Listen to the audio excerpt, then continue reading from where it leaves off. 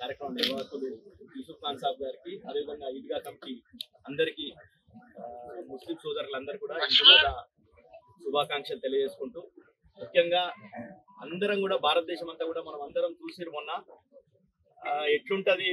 మొన్న జరిగినటువంటి పహల్గాం దాడి, ఆ దాడి తర్వాత అందరూ కూడా వాళ్ళు ఏదైతే పాకిస్తాన్ భావించిందో, అంటే హిందూ ముస్లింల మధ్యలో ఇక్కడ భారతదేశంలో సృష్టించాలనే ప్రయత్నం చేసిందో, దానికి భారతదేశం అంతా కూడా తిప్పికొట్టింది. మనం గంగా జమునా తహజీబ్, హిందూ ముస్లిం సిక్ ఇసాయి అందరూ కలిసి వెలిసి మనం ఉంటామని చెప్పేసి అందరు భారతదేశం అంతా కూడా చెప్పింది. కాబట్టి ముఖ్యంగా నేను చూసిన ఇక్కడ ఫస్ట్ అక్కడ దాడి జరగగానే మన తాండూరులో ముస్లిం వెల్ఫేర్ అసోసియేషన్ ఆధ్వర్యంలో కొవ్వొత్తుల ప్రదర్శన చేసి చాలా సంతోషం.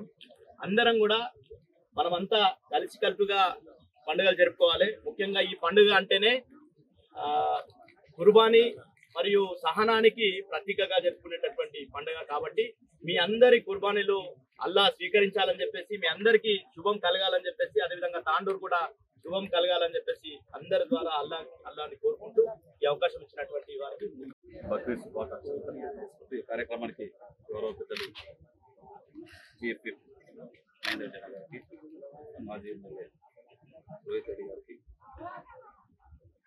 శుభపదప్రసాద్ గారికి, ఒక మంచి కార్యక్రమానికి ఈద్ అంటేనే యూసుఫ్ ఖాన్ అంటేనే ఈద్ కానీ కొన్ని సంవత్సరాల నుంచి కూడా ఎంతో కష్టపడి ఒక చక్కటి కార్యక్రమాన్ని నిర్వర్తించినటువంటి యూసుఫ్ ఖాన్ గారికి, ట్రస్ట్ మెంబర్స్ అందరూ కూడా బక్రీద్ శుభాకాంక్షలు తెలుపుకుంటూ ఈ కార్యక్రమానికి నరసింహ్ గారికి, వెల్గౌడ్ గారికి, అభివృద్ధి గారికి, నరసింహ్ గారికి, బౌద్ధయ్య గారికి, పురుషోత్తం గారికి, రవి గారికి, నరసింహ్ గారికి, బాబేరి గారికి, వెంకన్న గారికి, ముస్తఫా గారికి, పత్రికా విలేకరులకు, మిగతా మైనార్టీ పెద్దలకు అందరూ కూడా పేరు బక్రీద్ శుభాకాంక్షలు తెలుపుకుంటూ ఒక మంచి కార్యక్రమం.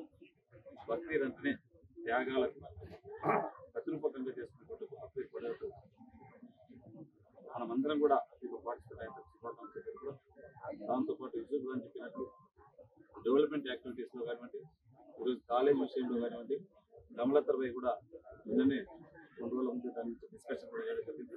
కంపల్సరీ అక్కడ ఉన్నటువంటి ఇష్యూస్ అన్నింటినీ కూడా, అక్కడ ఉన్నటువంటి ప్రాబ్లమ్స్ అన్నింటినీ కూడా త్వరలోనే ఖచ్చితంగా పరిష్కరించి మంచి క్వాలిటీ ఎడ్యుకేషన్ ఆంధ్రలో తీసుకొచ్చే బాధ్యత ఒక ఎమ్మెల్యేగా ఖచ్చితంగా నేను తీసుకుని తప్పకుండా చేస్తానని చెప్పి కూడా దాంట్లో భాగంగానే ఒక మంచి ఇంటిగ్రేటెడ్ స్కూల్ కూడా గౌరవ ముఖ్యమంత్రి గారు 200 కోట్లతో డెవలప్లోనే దాన్ని నిర్మించుకోబోతున్నారు.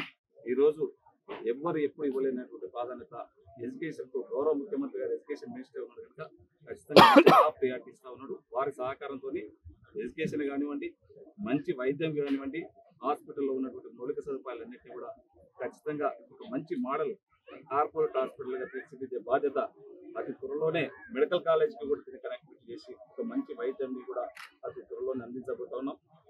అదే కాకుండా ఇక్కడ ఉన్నటువంటి మంచి మౌలిక సదుపాయాలన్నింటినీ కూడా దాంట్లో మీరందరూ కూడా ఈరోజు డెవలప్మెంట్తో పాటు శాంతియుతంగా ఉండే విధంగా మీ అందరి ఆశీర్వాదాలు